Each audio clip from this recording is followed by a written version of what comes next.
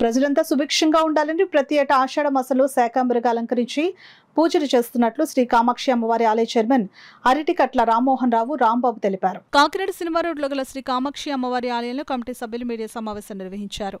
అందులో భాగంగా ఆలయ ప్రాంగణంలో వివిధ రకాల కూరగాయలు, పండ్లు, ఆకుకూరలతో మహిళలు, ఆలయ కమిటీ సభ్యులు శ్రీ పోతులూరి వీరబ్రహ్మేంద్ర స్వామివారి ఆలయం, శ్రీ కామాక్షి అమ్మవారి ఆలయంను అందంగా అలంకరించేందుకు మాలలను సిద్ధం చేశారు. సందర్భంగా ఆలయ కమిటీ చైర్మన్ అరటికట్ల రామ్మోహన్ రావు మాట్లాడుతూ ప్రతి ఏటా ఆషాఢ శుద్ధ పౌర్ణమి రోజున శ్రీ కామాక్షి అమ్మవారిని శాకాంబరిగా అలంకరిస్తున్నామని అన్నారు.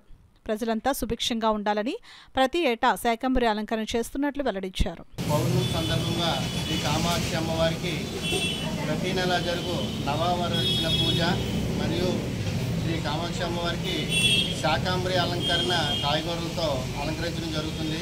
లోకం సుభిక్షంగా ఉండి, నగరం సుభిక్షంగా ఉండి, పంటలన్నీ సుభిక్షంగా పండాలని, హస్త ఆరోగ్యాలతో అందరూ ఉండాలని ఈ కామాక్షి అమ్మవారికి కాయగూరలతో అలంకరణ చేయడం జరుగుతుంది. మరి ప్రతి ఒక్క భక్తులు కూడా ఈ అమ్మవారి అలంకరణ అయినాల భద్రరావు గారు, వీరబాబు గారు, ఇంకా దాతలు సహాయ సహకారాలతో ఈ కార్యక్రమం జరుగుతుంది. మరి వారికి పేరు పేరున హృదయపూర్వక ధన్యవాదాలు తెలియజేస్తూ అమ్మవారి కృపా కటాక్షాలు ఎల్లవేళ వాళ్ళందరూ ఉండాలని కోరి ప్రార్థిస్తూ ఇది ఆలయ అధ్యక్షులు అరటికట్ల రామ్మోహన్ రాంబాబు కాకినాడ. ఓం శ్రీ గురుభ్యో నమః. హరి ఓం. శ్రీ కామాక్షి అమ్మవారు శ్రీ బ్రహ్మంగారి ఆలయంలోని ఆషాఢ సందర్భంగా అమ్మవారికి శాకాంబరి అలంకారం జరుగుతుంది.